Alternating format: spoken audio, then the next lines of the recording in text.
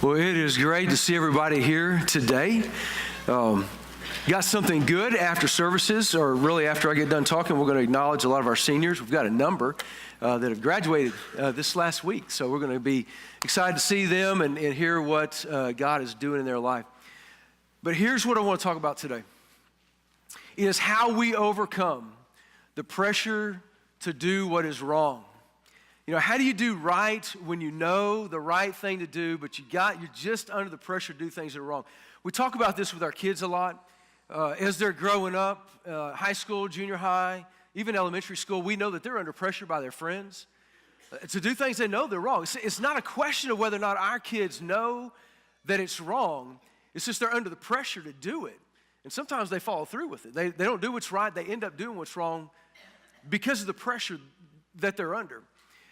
Whether it's going out drinking or it's having sex or it's just doing things that they know shouldn't do, they're under that pressure. But the same thing's true for adults, right? I mean, all that really changes is the ages.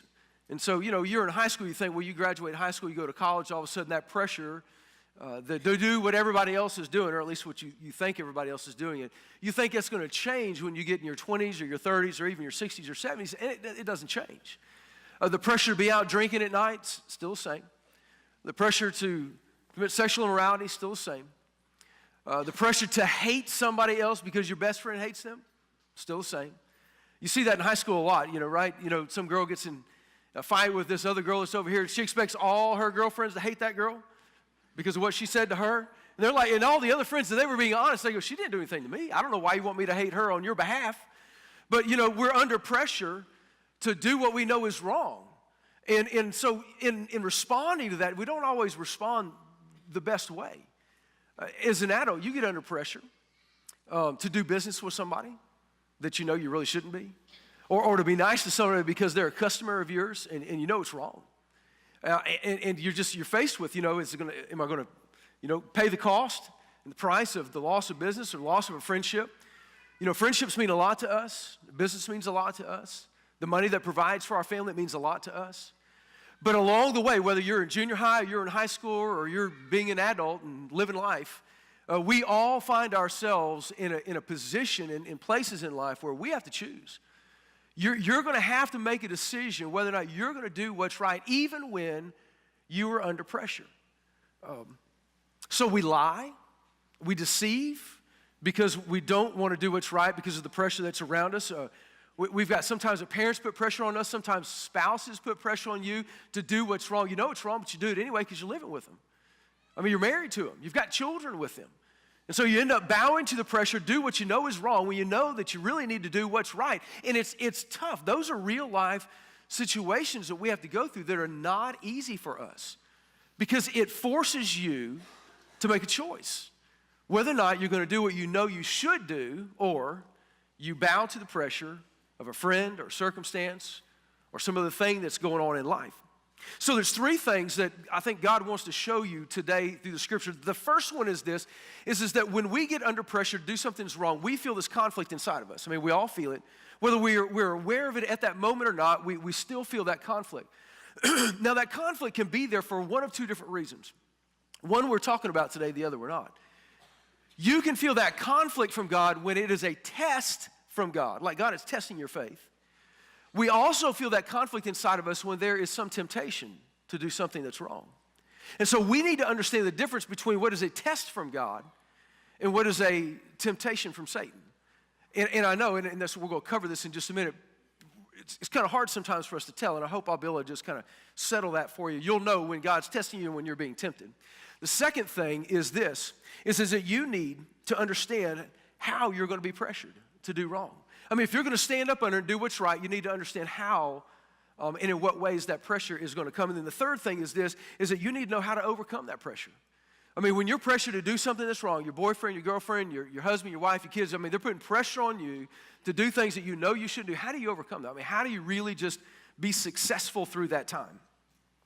So the first thing is this, what is the difference between a test of God and a temptation from the devil? Now, something that you need to know about God, God does not tempt anybody to sin. Because of the character of God, because of the nature of God, because God is good, I mean, he is the very definition of what good is. And because God is holy and he is pure, he doesn't tempt you. In fact, he can't tempt you. If you want to think something that God can't do, he can't tempt you. Because of the nature, the person, the character of who he is. Listen to this in James 1:13.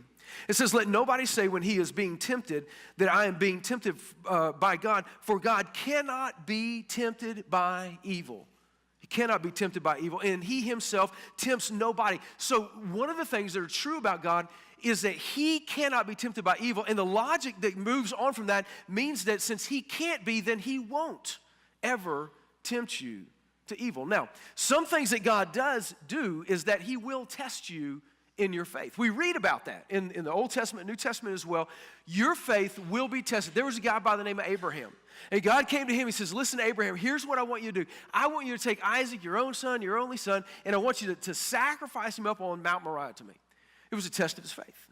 God wanted to know what Abraham would do. Would he really follow through on this thing, the sacrifice that God wanted? There was another time in the Old Testament where God came to the Hebrews and they had gone without water, they'd gone without food, they're in the desert, they're worried about their kids. Are we going to make it? Are we not? We don't know. God says, I want to test them to see whether or not they will still obey my commandments when it gets tough on them. I want to see whether or not they've learned things. And so really, there's two reasons why God tests you. Number one is this, to find out if you've learned anything yet. Okay, so God is always at work in your life. He's always at work in my life. He's always trying to get us to grow in our faith. So when he tests you, what he's testing you for to figure out is whether or not you've learned anything yet. The second thing that God is testing you is to move you forward in your growth. So he wants to see if you have grown, and he wants to see if you will grow through that time in your life. And so when God tests you in your faith, it is for your good. It is to move you forward, not backwards. It is to grow you, not to regress you, okay? So that's what tests are all about. Temptations are different. Now, they feel the same a little bit. There's still that conflict, that struggle that's inside of us, but temptations are meant to move you backwards. They're meant to set you back in some way. They're meant to entice you to do something that is wrong.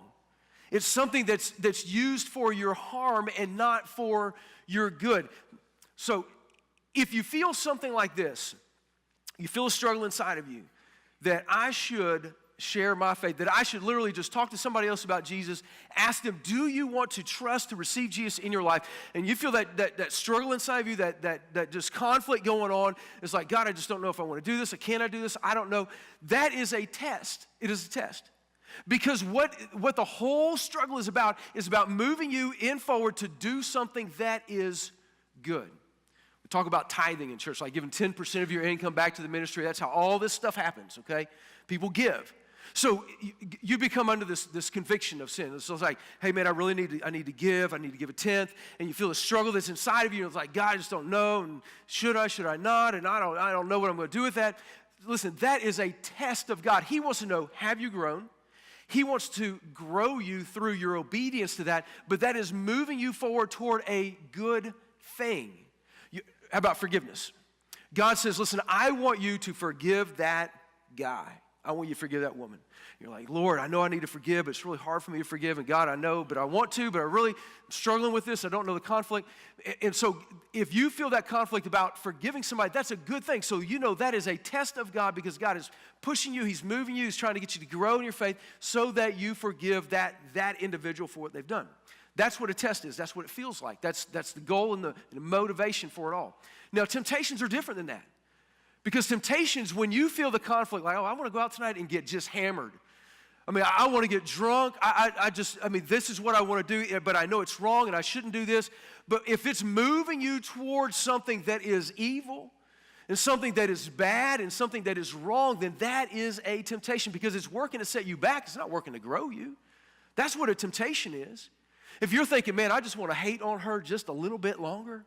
You know, I really don't like her, and I'm enjoying how I feel about her, and I know I shouldn't be doing this, but I'm really just going to kind of keep doing it. That is a temptation, because it is moving you backwards, not forwards. It's moving you towards a position of doing what is evil in life and not what is good in life. So you understand the difference between those two things. If you feel a conflict or a struggle that's going on inside of you and it's moving you and you're struggling with doing something that is good, that's a test from God. If you're struggling with something that is something that is negative or something that is bad, then that's a temptation. So when you are under the pressure to do something that is wrong, you're trying to do what's right, that is not a test from God. Because you're being tempted to do something that is wrong, that is a temptation from the devil. Or, as we'll see in a minute, it could just be from us as well. So those are the two things that create struggles and conflicts inside of us. So as we look at this today, what we're talking about are those temptations to do what is wrong when we know the right thing to do. So how do you overcome this pressure to do what is wrong? How do you do what is right when there's a pressure, conflict in you to do those things that are wrong? Two people I want to tell you about. Number one, they're both leaders. King David was one, and then Pontius Pilate, who was a governor in the area of Jerusalem, he is the second one. One does really good, the other not so good. So here's King David, two examples in his life. David has been anointed king over the nation of Israel. Saul, who is the sitting king, has become extremely jealous of David, and he has chosen 3,000 men to go out in pursuit of David in order to kill him. Saul is trying to preserve his position as the leader over Israel. David is in the way, and Saul has every intention on taking David's life. He gets a report that David's over here in a certain area. So Saul's got a contingent of his army. He's looking for David. Can't find him anywhere. Saul stops. He's got to go to the bathroom. And he obviously want to go by himself. So he goes off in a cave. It's dark that's in there. And he relieves himself. While he's in there, David's there. And all of his men, they're in the back part of the cave. It's dark. If you've ever been in a cave, you can't see anything. So David's back there in the back part of the cave. They see Saul come in. So they're like, hey, David, here's your chance. I mean, God has delivered this man into your hands. You need to kill him. And so David slides up there real easy, and he cuts the edge of Saul's robe off. And then he felt, man, his conscience just bothering him. Man, I shouldn't have done that. The guys are like, kill him, kill him, kill him. David's like, no, I'm not going to do it because it's just wrong. This is God's man. This is God's anointed. I am not going to reach out my hand and kill this individual. So he's under all sorts of pressure to do what's wrong, and he doesn't do it. He does the right thing. Second time in David's life, not long after that, Saul's still trying to find him, still trying to kill him. David and his military commander, Abishai, they sneak into Saul's army at night. Everybody, dead asleep, I guess. And Saul is laying there. He's got his water bottle. You got to have his drink water. You're in the desert. And he's got a spear stuck in the ground by his head. And Abishai's like, David, look, man, the guy's sleeping right here. Just let me pin him to the ground. Nobody will know. He will be dead. God, second time, God has given this man into your hand. And David's like, no, we're not going to do it. They took a spear, they took the water jar, but they did not kill Saul. So in two cases, David was under immense pressure to do what was wrong, and he didn't do it. He didn't do it. Second guy was Pilate. Pilate was the guy who oversaw the court hearing of Jesus. Jesus had been handed over to him by the chief priests. Now, here's some things that Pilate knew. He absolutely knew all this. He knew that Jesus had been handed over to him because of the envy and the jealousy of these chief priests. They were jealous of Jesus. He had all these people following him. They're listening to his teachings. They're loving on Jesus. All their popularity, man, it had gone out the window when this guy showed up. So they did not like Jesus at all. They were envious of him. So they handed him over to Pilate like, hey, we want you to crucify him. Jews, by law, under Roman law, were not allowed to execute capital punishment on anybody. So that's why they had to hand him over to a Roman court, because the Romans were the only one who legally in Jerusalem could crucify anybody. That's why they did that with Pilate. So Pilate knows that it's out of envy that Jesus is here. He knows that Jesus is completely innocent of all these charges. His wife had had this horrible dream about Jesus and about not doing anything to hurt this guy. So she sends messengers to Pilate to tell him, hey, your wife just had this really bad dream and is telling you, don't mess with Jesus. This is not something that you want to be involved in. And so Pilate's doing everything he can to get out of this mess. He's like, hey, you want Jesus or you want Barabbas for me to release to you? Because he would do that during Passover. He'd just like, hey, you guys give me a prisoner, I'll let him go. He thought for sure they're going to ask for Jesus, but they didn't. Because the chief priests, they're riling up the crowd. We want you to ask for Barabbas to be let loose. They start shouting, crucify Jesus. And Pilate tries to just wash his hands. Y'all ever do that? Just try and wash your hands, just go, I'm not going to be responsible for this. Well, he tried to do that, but it just didn't work. And he ended up handing Jesus over to them to be crucified on that cross. So he's under immense pressure to do what he knows is the wrong thing to do, and he bows to the pressure. And so for all of history, Pilate is going to be associated with the crucifixion of Jesus Christ. He bowed to that pressure. So what do we do? You know? I mean, because we've all been there, and we will all be there, how is it that we are pressured to do those things that are wrong? So I want to go back to David, to Pilate, and just kind of our own life experience. There's three things I want to point out to you. Number one is this: circumstances. We get ourselves in certain circumstances, and we find ourselves under pressure to do what is wrong. May not be your doing. You may not have made any decision or choice to find yourself there, but that's where you are. Listen, David didn't ask for Saul to hate him. He didn't do anything to Saul to cause that man to want to kill him. And yet, here's David in a cave being pursued by Saul. His guys are telling him, kill him, kill him, kill him, kill him. You got to do this. And David's finding himself in a circumstance that he's got to decide. Whether you did it or not, whether it's your fault or not, there will be moments, because of the circumstances that you're in, you're going to have to make a choice. And it's not going to be an easy choice. Pilate, you think about him. He had a riot on the way. I mean, people were getting crazy. Middle East, right? People are getting crazy. They're about to riot over this whole thing if Pilate does what's right. And he's nervous about it. He knows what's about to happen. He's seen riots in Jerusalem, and Rome doesn't like it when Jerusalem riots. They're a problem child all the time. And so Pilate bows to the political pressure that he's under. Circumstance that Pilate finds himself in wasn't his fault. He didn't create it. There will be circumstances in your life with your husband and your wife and your children and your job and your school and your best friend and at prom last night. There's going to be circumstances in your life that you're going to have to decide, am I going to do what's right, or am I going to bow to the pressure to do what I know is wrong? It's going to happen. Second reason why we find ourselves under pressure is people. Now, circumstances are kind of inanimate, right? It just is what it is. It's where you find yourself. But there's usually people involved in it, correct? And when there's people involved who are strangers, it's not so hard. I mean, to say to them, I don't care what you think. I mean, you're a stranger. Or somebody else that you're really not friends with. You're like, I don't care what you think. It's easy to stand up to that pressure. But there are other relationships that we have that are not so easy, correct? David, think about David. Okay, so he's got soldiers. He's kind of dependent on these guys, right? I mean, these are the people who protect him. These are the people who fight for him. This is his military commander. They're all telling him, kill the man. God has put this guy in your hands twice now, and you've not done anything. He risks losing the loyalty of people that he needs to be successful. Tell me that's not pressure in business. If you're under pressure to do what's wrong, you're trying to decide, am I going to do what's right or wrong? And you know that if you choose what's right, you risk losing the support of the people who are most important to your success. That's real life. Or you got your best friend, and your best friend saying, hey man, listen, this is what I want to do. This is what I need you to go with me and do this.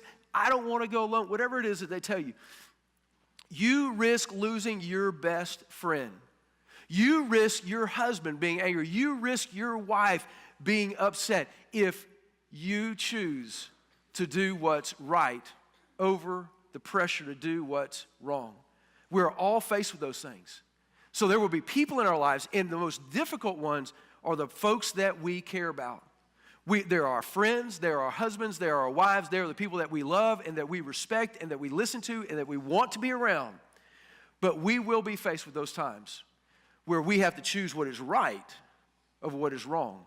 And we're going to feel that pressure very, very clearly. Third thing, this, about why we come under pressure, is our own issues. I mean, we got problems. The way the Bible describes a problem in us is our sinful nature or our flesh. Okay, if you go back to this book in James, this verse. It says in verse 14, but each person, God doesn't tempt you, but each person is tempted when he is lured and enticed by his own desires. All of us have certain inclinations. Some people might be inclined to drink too much. Some people might be inclined to sleep around. Some people might be inclined to not tell the truth very often. Some people might be inclined to be a little hot-headed. Some people might be inclined to just clam up and never speak to anybody for the rest of their life because they're just mad. They're not going to forgive them. I mean, so all of us have certain inclinations that we struggle with. Those are the things that you are enticed by. There's something about being angry or drunk or sexually immoral or about lying or stealing something, taking this that's not yours, or not paying your bills. There's just something about those things that are attractive to you. You got to recognize those things. You have to see it for what it is and understand that that's not a test. That's a temptation, because it's one of those things that's trying to move you backwards, cause you to regress in your faith and your relationship with the Lord. So that's where the pressure comes from. So let me give you 5 things to help you overcome the pressure. We're going to hit these pretty quick. Number 1 is this. You got to stand your ground when you're right. When you know what's right, you have to decide that you're going to stand your ground. You don't have to be ugly about it. You should not be. You don't have to be mean about it. You don't have to be divisive about it. You just need to say to the person, look, hey, I love you, care about you, value our friendship, value your business, but this is my boundary. And if they can't respect that, then you got to let them walk. You got to let it go. You have to learn how to stand your ground in a polite way, in a nice way, but in a firm way. I tell my kids, you just tell your friends, you just don't drink. I don't drink, man. Take a Gatorade with you, or Dr. Pepper or Coke, just whatever it is. I don't drink. Don't do those things. You have to decide who you're going to be, and you have to be secure in who you are. But you've got to learn how to stand your ground. Number 2 is this. You can't care. No, not all the time, obviously. But David, he's in this cave. His guys are saying, listen, man, kill him. There had to be an aspect to David that he did not care what they ultimately thought. Now, he cared, but he didn't care. Not that much. There has to be a place in your relationship with God that you don't care what your best friend thinks if it's wrong. You don't care what your wife or your husband thinks if it is wrong. Now, I'm not telling you to be mean and rude and ugly to people. That's not what I'm saying. But I'm saying your allegiance ultimately has to be to Jesus Christ. He is the one who shed his blood, gave his life for you. You've been bought with a price. Therefore, we are to honor him with our lives, our bodies, and everything about us. When it talks about loving the Lord with all of your heart and mind and soul and strength, that's everything that is true and real about you. That's what you devote to him. Now, so you don't care, but then you also have to care, and you got to care deeply. Listen to this. In 1 Samuel 26, David's talking to Abishai, his military commander. They're thinking about killing Saul the second time. It says, don't destroy him, for who can put out his hand against the Lord's anointed and be guiltless? And David said, as the Lord lives, the Lord will strike him, or his day will come to die, or he will go down into battle and perish. David cared more about what God thought than his right-hand man. That's courage. You want to talk about courage, you live for Jesus. I mean, really choose to live for him, and you will be posed with some of the most difficult decisions that you will have ever made, because it means you might lose a friend. It means you might lose money. It means you might lose out on sleep. It means you might lose out just on personal comfort, things that you wanted, that you have given up. But hey, here's what Jesus asked this question. What does it profit a man if you gain the whole world and you lose your soul? I mean, really, what have you gained? If you gain all the friends in the world, or if you gain another 5 years of friendship with your best friend, or if you gain a week of peace with a spouse, or, what really have you gained if you gain the whole world and you forfeit your soul and your spirit, and you compromise what you know is the right thing to do because you couldn't handle the pressure to do what was wrong? It's something we deal with every day. It happens. So we have to care deeply about the Lord. Next thing is this, and we'll go through these quickly. Number one, remove yourself. You just got to get out from the situation. Whatever it may be that's creating the pressure, if you can, you got to get out. In 1 Corinthians, it says, run from sexual sin. Now, that's the specific here. The principle is this: get out.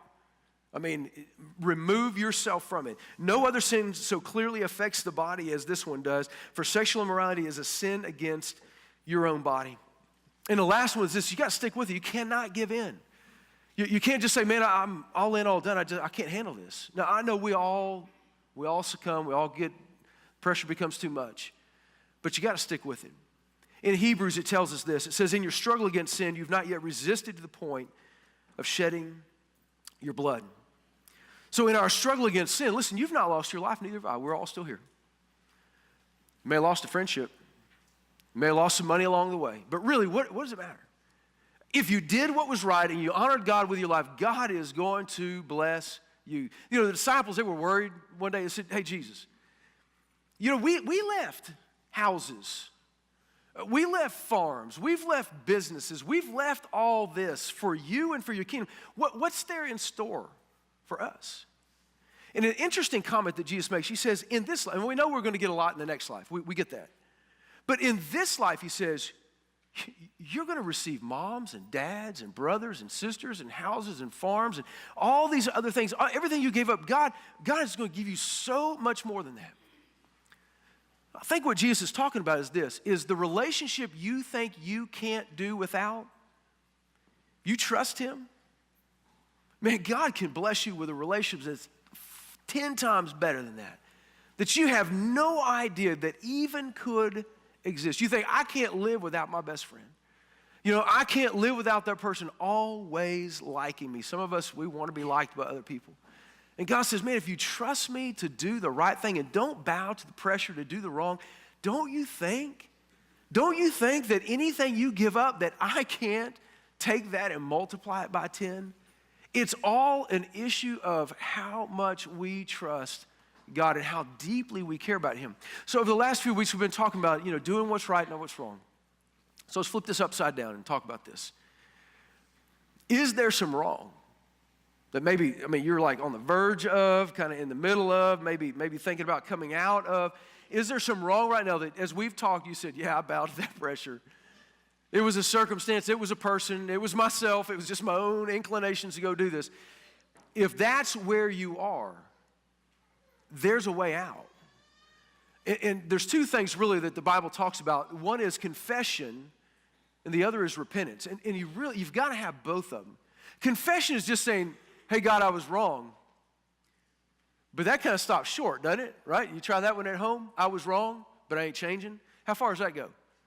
Not very far, right? So, hey, God, I was wrong. That's the confession part. That's important. You need to say, yeah, I was wrong, okay? But then there's the repentance part. Now I'm going to change. So you've got to have both of those. You got to have, God, I was wrong. This is the confession part, but you've got to have the repentance part. Lord, I'm going to be different. I'm going to make the change. So whatever wrong that you might be in the middle of right now, you can stop. It just is your decision. Whether or not that's what you choose to do, whether or not it's that important to you to honor God with your life. So I want you to think about that. I want to pray for you for that. So let's bow our heads and close our time.